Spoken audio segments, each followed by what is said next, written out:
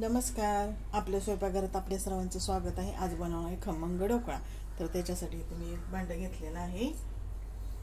त्याच्यामध्ये हे अर्धा चमचा सायट्रिक ॲसिड टाकून घेते.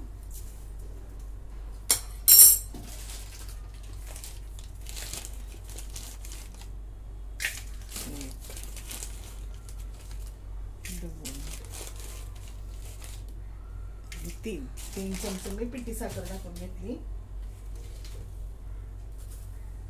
चवीपुरतं मीठ,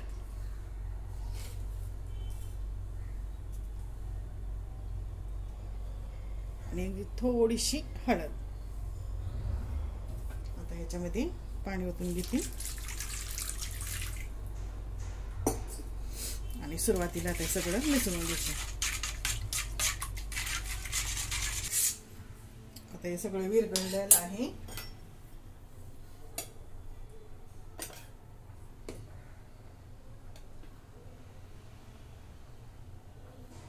आता ह्या वाटीने मी बेसन घेते.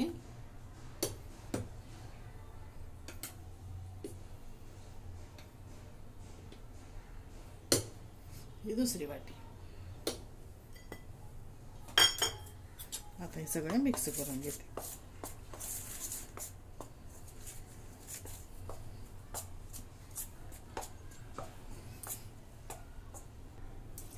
आता लागेल तसं पाणी ओतून फेटून घेते.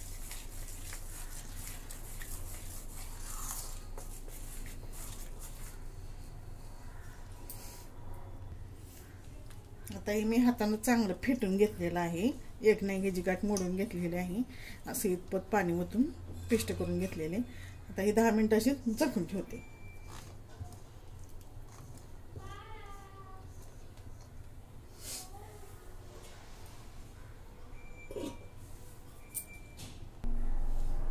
आता 10 मिनिटं झालेली आहेत. आता याच्यामध्ये तेल ओतून घेते. पळी माझी मोठी आहे, मग 1.5 पळी तेल.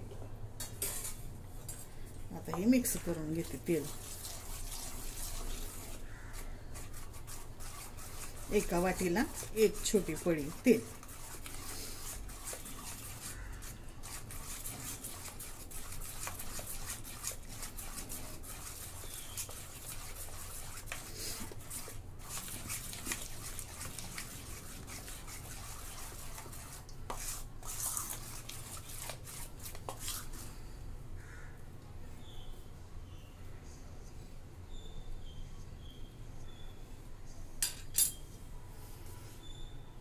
आता इथे मी अर्धा चमचा खाण्याचा सोडा आणि पाव चमचा बेकिंग पावडर घेतलेली आहे.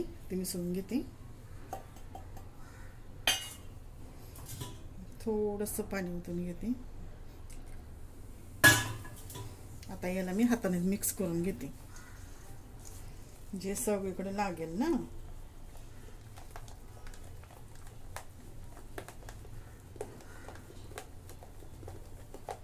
कसा फेस आला आणि कलर पण बदलला. हलकं हलकं पीठ झालंय. आता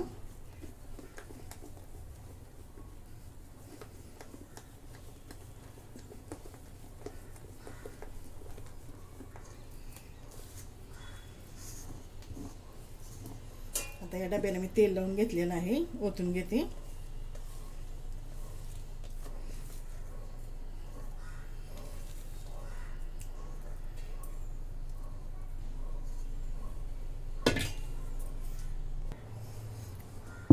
मी असं टॅप करून घेतलाय.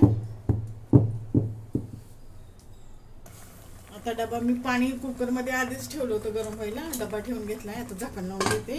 शिट्टी काढून घेतलेली आहे.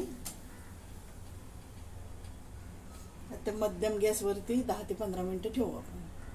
आता 15 मिनिटं झालेली आहेत. कुकर उघडून बघूया.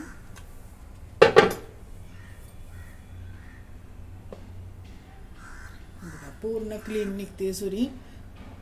आपला ढोकळा झालेला आहे. आता गॅस बंद करून घेते. थंड होऊन देते. आता केक थंड होतोय तोपर्यंत फोडणीची तयारी करूया. ह्याच्यात 1 चमचा तेल ओतून घेतले मी.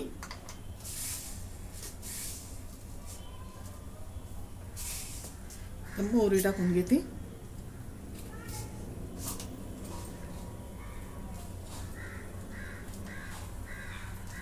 जिरे,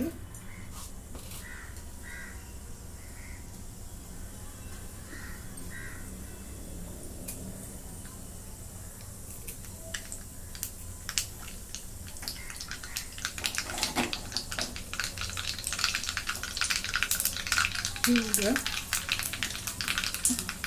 कढीपत्ता,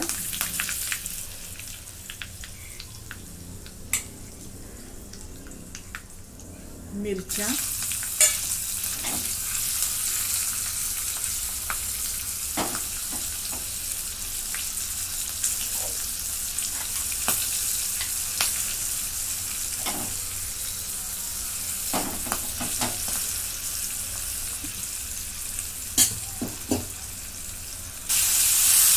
पाणी ओतून घेते.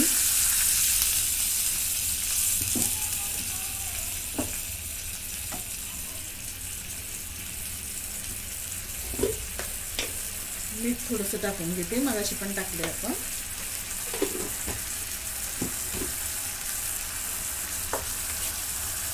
साखर आपल्या आवडीनुसार. आम्हाला साखर आवडते जरा जास्त, आंबट गोड अशी टेस्ट छान लागते म्हणून. आता ह्याला उकळी आली मी बंद करते.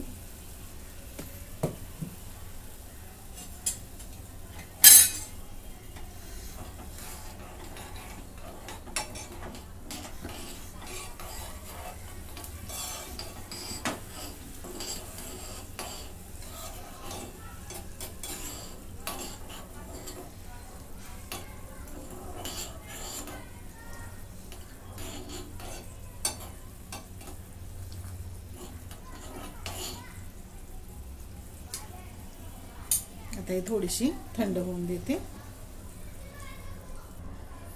आता काढून घेतला मी डबा पालता करून. आता ह्याची काप करून घेते.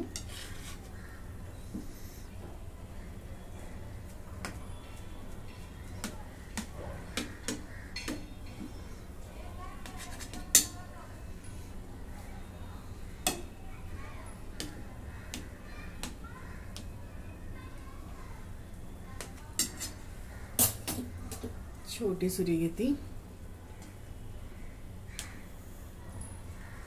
छोट्या सुरीने किती छान पडलं काप.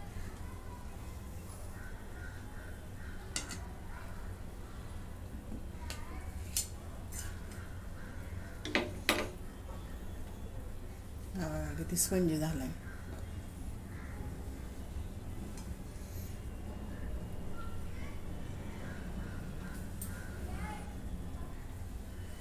आता ही फोडणी ओतून घेते.